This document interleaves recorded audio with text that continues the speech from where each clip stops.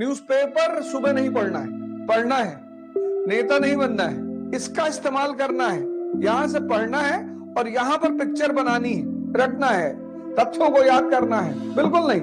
हर व्यक्ति से हमें सीखना है, उनसे रिश्तेदारी नहीं करनी है। टुमारो इज अ स्कैम, कल होता ही नहीं। ये लाइन बहुत इंपॉर्टेंट है।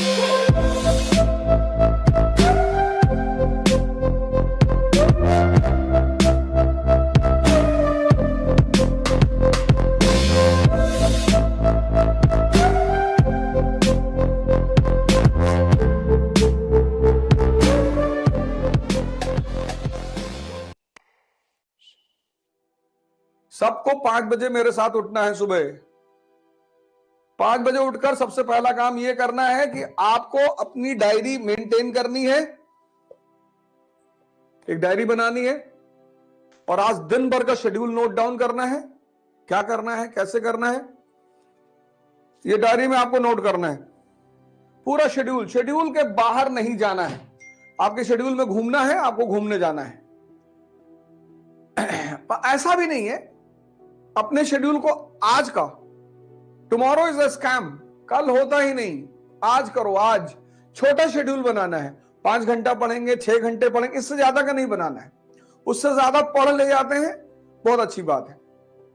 हर 1 घंटे के बाद अपने टेबल पर नैप लेंगे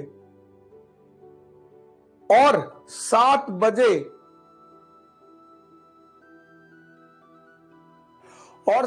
क्लास खत्म होगी।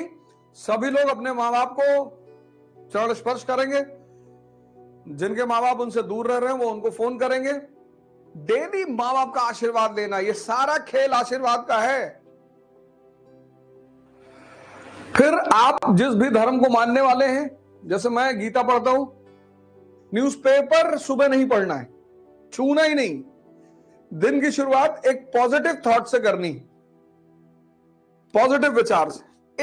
एक श्लोक, एक पारा, एक पैराग्राफ, बस उस थॉट को दिन भर दिमाग में रखना है।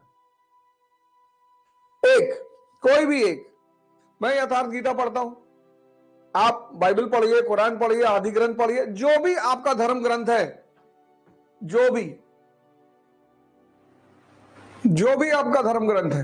तो आज का शेड्यूल बनाना है, पूरे दिन का शेड्यूल के हिसाब से ही काम करना है। डायरी हमेशा साथ में रखना है, वो चेक करना है कि ये मेरा शेड्यूल है कि नहीं। घूमने का शेड्यूल है तो घूमने जाना है। छोटा शेड्यूल बनाना है। बड़ा कर ले जाते हैं तो बहुत अच्छा है, पर बड़ा करके छोटा नहीं कर पाएंगे तो डिप्रेशन पैदा होता है। ऐसा कोई काम नहीं करना है। यह पहला चैप्टर है, 18वीं शताब्दी का भारत, 18th सेंचुरी इंडिया। और इस शताब्दी में जो सबसे बड़ी घटना घटी वो ये थी कि भारत गुलाम बना, स्लेव। अब आप पढ़ते हैं रटने के लिए, इसीलिए तो बहुत सारी परीक्षाओं में आपका सिलेक्शन नहीं हो रहा है। पहली अप्रोच ही गलत है। रटना है, तथ्यों को याद करना है, बिल्कुल नहीं। सब पूरे चैप्टर को समझना है और तथ्यों की प्रैक्टिस करनी है। तो 18वीं शताब्दी की जो सबसे बड़ी घटना थी वो थी कि भारत गुलाम बना। 1757 और 1764, और यहीं से भारत में अंग्रेजी हुकूमत की शुरुआत। लेकिन यह गुलाम कैसे बना? कोई भी व्यक्ति या राष्ट्र गुलाम तभी बनता है जब वो कमजोर होता है। यह लाइन बहुत इंपॉर्टेंट है। कोई भी व्यक्ति या राष्ट्र गुलाम तभी बनता है जब वो कमजोर होता है। तो ये जो पहला चैप्टर है, अब जो भी चैप्टर हम पढ़ेंगे उसका पहले थीम निकाल लेंगे कि इस चैप्टर का थीम क्या है। इस चैप्टर को पढ़ने के बाद कौन सी पिक्चर बनेगी मेरे मन में, इसका इस्तेमाल करना है। यहां से पढ़ना है और यहां पर पिक्चर बनानी है। तो 18वीं शताब्दी का जब ये भारत का चैप्टर खत्म होगा तो हमारे सामने एक पिक्चर होगी। कि भारत की राजनीतिक दशा कैसी थी, पॉलिटिकल सिचुएशन, भारत की आर्थिक दशा कैसी थी, इकोनॉमिक कंडीशन, भारत की सामाजिक दशा कैसी थी, सोशल कंडीशन, भारत का कल्चर कैसे था, कब, 18वीं शताब्दी में, 18th सेंचुरी में। कोई भी राष्ट्र गुलाम कब बनेगा, जब वो कमजोर होगा। तो अब 18वीं शताब्दी में भारत जब गुलाम बना, इसका मतलब भारत कमजोर रहा होगा।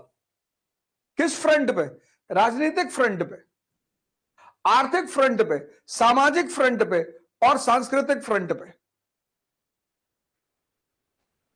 बस इसी पिक्चर को इस चैप्टर के अंत तक बनाना है। पहली हेडिंग, मुगल साम्राज्य का पतन, डिक्लाइन ऑफ मुगल्स। यह बड़ी घटना रही 18वीं शताब्दी की राजनीति में। डिक्लाइन ऑफ मुगल्स, मुगल साम्राज्य का पतन, यह पहली हेडिंग है। अब 1707 औरंगजेब की डेथ। बड़े सारे इतिहासकार यहीं से आधुनिक युग की शुरुआत मानते हैं। वो खैर चर्चा का विषय, उस पर हम चर्चा करेंगे ही करेंगे। तो 1707 में औरंगजेब की डेथ हुई, और जब औरंगजेब की डेथ हुई तो एम्पायर जो था, साम्राज्य, उसकी यूनिटी यानी एकता और स्टेबिलिटी यानी स्थिरता, दोनों ही हिल चुकी थी। यह पहली बात समझने लायक है कि 1707 यानी 18वीं शताब्दी की शुरुआत में जब औरंगजेब की डेथ हुई तो साम्राज्य की एकता और स्थिरता दोनों ही हिल चुकी थी। क्यों हिली? उसकी पॉलिसीज की वजह से। उसकी बड़ी सारी नीतियां ऐसी रही जिसने साम्राज्य की एकता और स्थिरता को हिला दिया।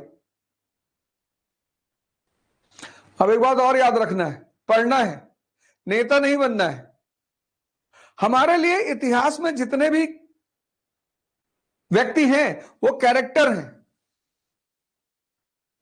उनसे रिश्तेदारी नहीं करनी है। उन्हें आदर्श बना सकते हैं, अगर उनसे कुछ सीखना है तो उनको आदर्श बना सकते हैं। भगत सिंह को आदर्श बना सकते हैं, गांधी को आदर्श बना सकते हैं, कलाम साहब को आदर्श बना सकते हैं, अंबेडकर को आदर्श बना सकते हैं, विवेकानंद को आदर्श बना सकते हैं, पर किसी भी व्यक्ति को आदर्श, आदर्श मतलब होता है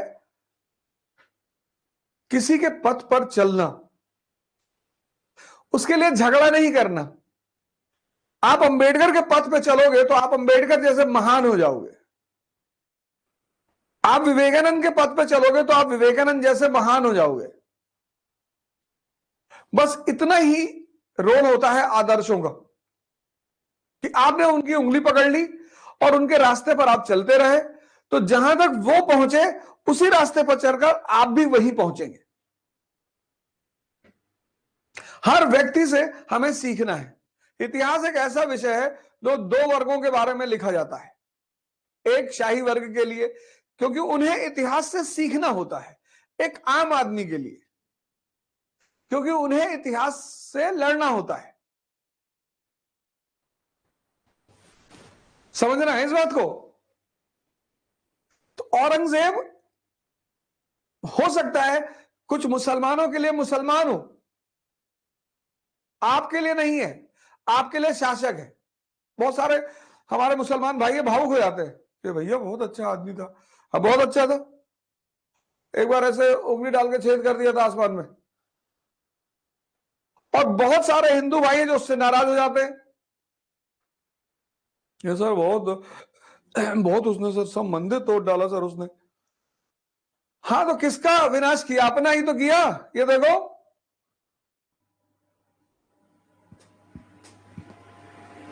तो हमारे लिए औरंगजेब क्या है? कैरेक्टर है। हम उससे सीखेंगे। अगर आप उसको मुसलमान के रूप में देखोगे तो आप उसकी गलतियां मिस कर जाओगे, अगर आप उसको हिंदू के रूप में देखोगे तो आप उसकी उपलब्धियां मिस कर जाओगे। और आपको सीखना है।